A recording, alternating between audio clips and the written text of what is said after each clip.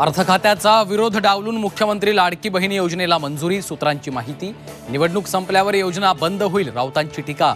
तर सावत्र भावांपासून सावध रहा, मुख्यमंत्र्यांचा विरोधकांना टोला।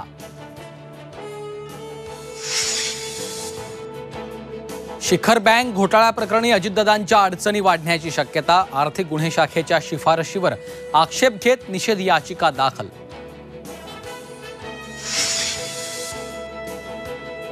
अंत्यसंस्कारासाठी लाकडांचा वापर टाळा, हिंदू धर्म परंपरा बदलण्याची गरज।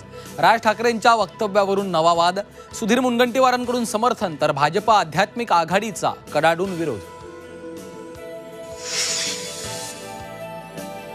पूजा खेडेकरच्या दिव्यांग प्रमाणपत्रात रेशन कार्ड, आधार कार्डचा पत्ता वेगवेगळा।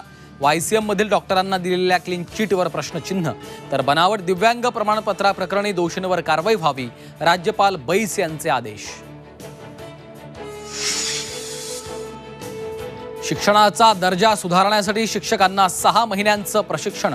दर्जा न सुधारल्यास आधी 50% पगार कपात, नंतर सेवेतून कमी करणार। शिक्षण मंत्री दीपक केसरकरांची झी 24 तास शिक्षण परिषदेत घोषणा।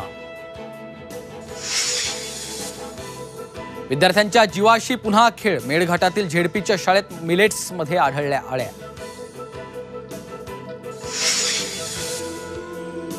आषाढी वारीत पंढरपूर विठुरायाच्या खजिन्यात यंदा तब्बल 8,34,00,000 रुपयांचं दान।